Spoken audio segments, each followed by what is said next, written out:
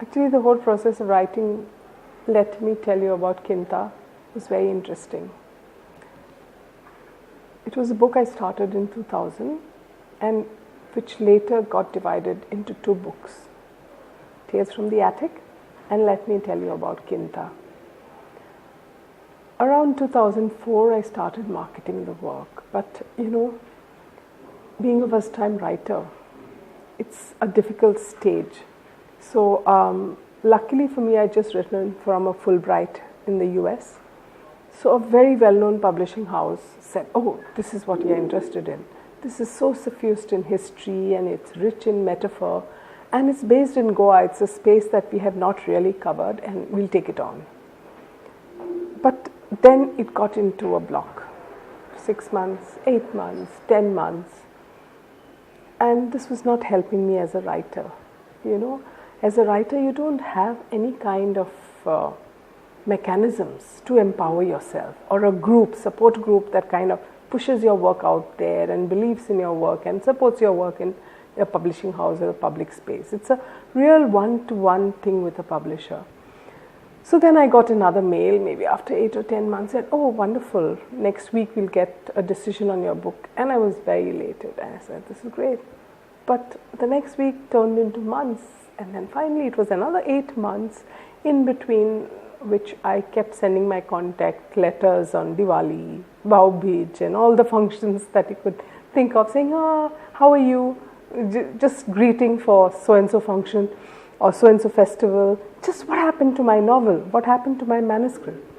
And the answers weren't forthcoming. So my best space to think is early morning. So, one morning I was just kind of thinking about the whole journey and this whole stalemate that I'd got myself into. And I said, what do I do now? There has to be some way I can, as an individual and a writer, leverage my writing into public space. If I don't do it now, it will never happen. And if I don't do it, no one else will. So that morning, it was like a eureka thing for me. It was that lightning strike was a eureka time for me. So I got up, I went to my computer, I just took 18 chapters from that novel, which had some kind of intrinsic link, a very Chekhovian link, and which supported each other in the way the events developed. And this took me hardly 10 minutes, because I revised and re-revised and re-revised the entire manuscript so many times. So finally what I did was, I took these 18 chapters, did a quick read and an edit, and I packaged it into a small novel, called it Tales from the Attic, and took it to the printers. This was around January. February went into production, and March 8th I launched the novel. It was a book that had, some blemishes. It had a few typos. It could have looked better. It had a very good cover, which was my painting. But it could have looked better, it could have shaped better, but it went places, And I said, I'm not going to take defeat as an outcome of what I've done.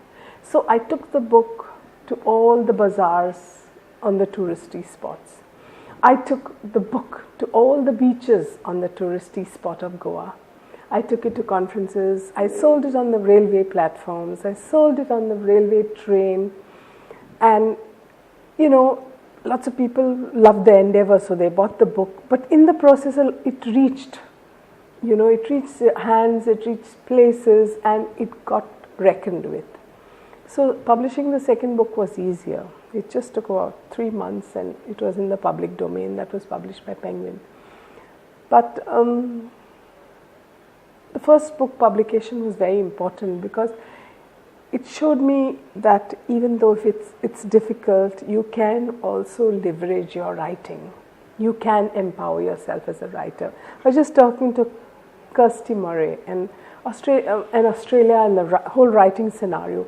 And I realized, oh my God, the society and government do so much to see that the writers are a protected community so that you have the freedom to work, think, travel, meet young readers. Here that doesn't happen. It's something that we need to develop. We have so many stories in the oral format, so much that needs to be written, because a lot of writings that we have come from our colonial experience or come from the developed countries, which are actually stories of the developed world. Our stories as a growing nation, the last 50 years of Goa, let me say 53 years, so much has happened and so little is written about, but we have this huge nostalgia wave which we always address our writings from. And I think I want to fill that spot, talk about our stories, talk about stories of common people. Like there's a line from my book, let me tell you, about Quinta. It's from Tales from the Attic. Let me tell you about Quinta. Actually looks at maybe 100 years of historic time in Goa. It's mostly set in Goa. But I've grown up in Goa. I've grown up in a village. Goa's villages are urban spaces, as you can see. So I had a pretty gentrified upbringing in a village, but at the same time you were living with cattle, you were living with farm hands, you were very much immersed in the process of growing paddy, growing rice, and growing the other vegetables that went with it, and the support systems that came with such work. So growing up in the 60s, this was the scenario. But my parents were great storytellers, and they kind of infused in me the love for historic stories, the love for Goa's history. So that was also the time we stopped talking Portuguese and switched back to Konkani, because my parents said, this is a new era in our history. We have to go back now and develop a strong state in a strong nation. So therefore, this gave me access to the language and phrases of the working class. And I'm eternally grateful for that. So at one level, when the language in the dining room was Portuguese, the other language we spoke at home was Konkani. So I'm very happy, because these kind of subaltern perceptions, they're very different from that of my own class. And they filled my eyes and my ears with magic, So, and on growing up in adulthood, I wanted to recapture that magic, recapture its pain as well as its beauty and cruelty. So I took to writing at a rather mature age, at 40, and published maybe both the books by the time I was 50. And Quinta was the more important one. It is divided into 4 parts. There is no central character, there's no protagonist, but a Goan house which sees this 100 years of historic time from a feudal house to a post-colonial house, and the changing histories of that house and state are all written on the walls and characters of that house. So in that sense, the house is the protagonist. And for me, it was a great time writing that book, because so many insights that I had as a child were being sifted, were being probed into and reinvented for a reading audience. And that was a very exciting time to look at, for example, the domestic spaces in the house, to look at sexual exploitation of the working class, to look at the donna of the house and how she maintained that power, how she brought up her children, how she maintained the control over the fields, how a Goan identity to complement a European identity was invented. All these things were very important ingredients for my work, and I kind of put them on a slow burner till they were able to get the essence for me, and that was how the novel emerged. But when I had written the novel, I said, oh my God, this is speaking in the voice of the Bhatkar. That Bhatkar's voice, a hegemonic voice that comes from feudal times, is not a good thing. So then I rewrote the entire novel to give it a new credence, and it was in the voice of Robbie. Robbie was the son of doubted parentage, but of the maidservant. It could have been her sailor lover, or it could have been the Bhatkar. But that ambiguity was very important for me, because I wanted to look at the transition of power from the elite into a wider class, because at the cusp of liberation, almost 24% of the elites left Goa. So a new class was emerging, which was far more brazen, far more plebeian in its background, but which wanted to kind of, be Goan or appropriate the power of controlling Goa. And what were the problems of this? What was the problems of an exiting Bhatkar class, after 1961? All were these concerns. It was important for me to understand and convey to my readers, because Goa is just not a tourist destination. There have been all little subplots and plots, little histories woven into the making of what we have today. And the real stories are, I think, out there untold. We just have a Finding Fanny set in Goa and everyone vibrates to the kind of promiscuity of the Goan woman, or you have another film, Grave Digger, where the drinking Goan coffin maker becomes the center of everybody's pathos, and you think, oh my God, this is set in Goa, this is Goan. But that's not it. Our stories are yet unfold and we need a platform for them. And I think we have to make that platform happen. And an interesting thing has happened tomorrow. As the clock turns in USA, the students of Jesus and Mary College will be discussing my book as part of their teaching syllabi for the first year. And I think that's a big step for me. It's a book that's not been promoted, that has never had these kind of promo campaigns, to create a hype. But it's a book that has, gone through many hands, touched many hearts, and in the process taken a life of its own. It's an idea I work with in all my writing. I never want a powerful narrator. I want a narrator who's weak, who has problems, who's not even sure of what he's speaking. So he's always in a position of ambiguity. It's there in Mari, in my first novel, and more so in, let me tell you about Quinta, my second novel. He himself is of doubtful parentage. He's been through lots of sexual abuse. And finally, when he gets married and settles down to a family life, which he thinks is going to be peaceful, he realizes that he has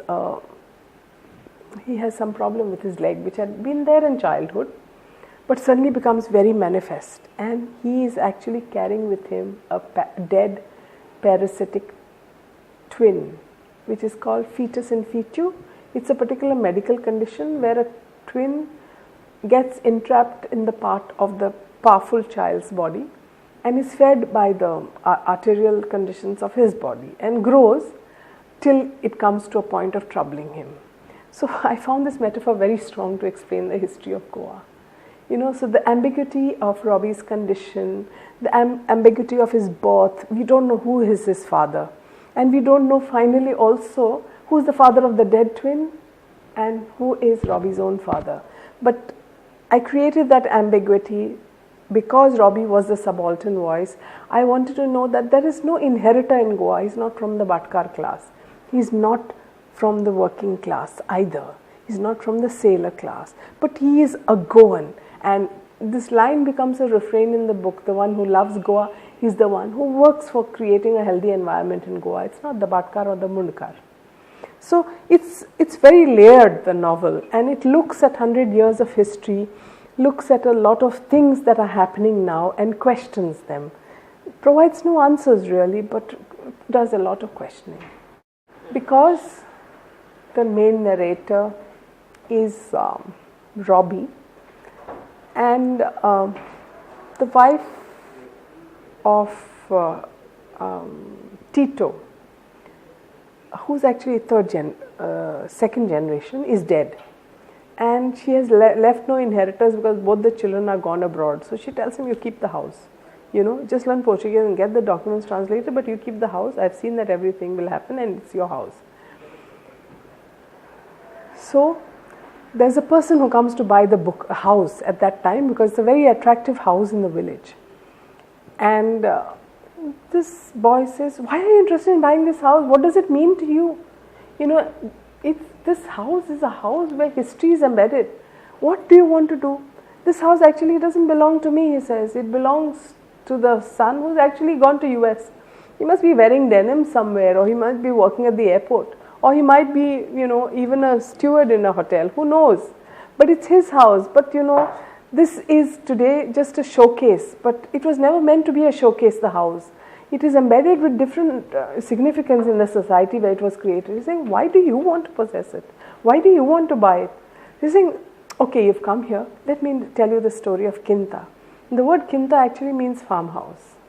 So the whole thing takes you back to feudalism, tells you feudal histories, tells you about liberation time, tells you about post-colonial Goa, and tells you about now. No, it's not linear. It's there's a lot of magic realism. I am a great devotee of Marquez, and I'm a great devotee of Isabel Allande's book House of Spirits, and a lot of other literature that's come from South America. So I have worked a lot of ground level metaphors, lots of imagery from within this part of India to be able to give credence to local landscape and local history. So because we live like that, we are like that only. That's a very common way of saying it. We are like that only. We live like that only. If you see the kind of miracles that happen in the villages, if you see the kind of things that happen in the village, for example, Robbie's birth, it's suffused with magic realism. It's fascinating. The Bhatkar is already dead by that time. So they come and plonk her, the sailor and somebody else comes and plonks her at Tito's house, and Tito happens to be the black sheep of the other Bhatkar, and he's run away. His mother has thrown him out of the house, so he lives in a different house in the same village. So they plonk her there because he's the only one who owns a car. He has a Hillman. So they take her in that car. They take her in the car to the hospital. Halfway to the hospital, her water bag bursts, and suddenly they find the car is not driving. It's just filled with wave on wave of uterine liquid.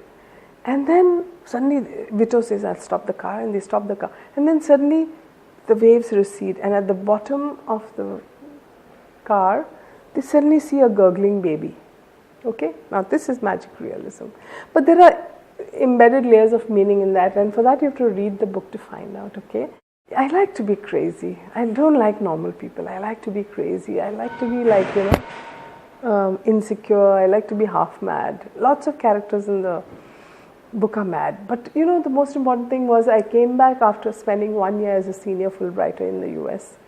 Came back to Goa, and for me it's like, oh my God, this was like landscape for me to, kind of put in my novels. I'm also a painter, so when I talk of landscape, I look at color, I look at expressions, I look at a whole lot of crazy things. And with me was the background in the theory, which my experience in the US had given me. So I could see the whole world I had lived in, in a fresh light. It was like just waiting to be written about. And I said, if I don't write about my village, who will? And there it's a story waiting to be written. So why should I only be reading about writers who, have made it? Let me write my stories and have them out there so that people know that, Goa's story is not about finding Fanny or about coffin makers who are drunk.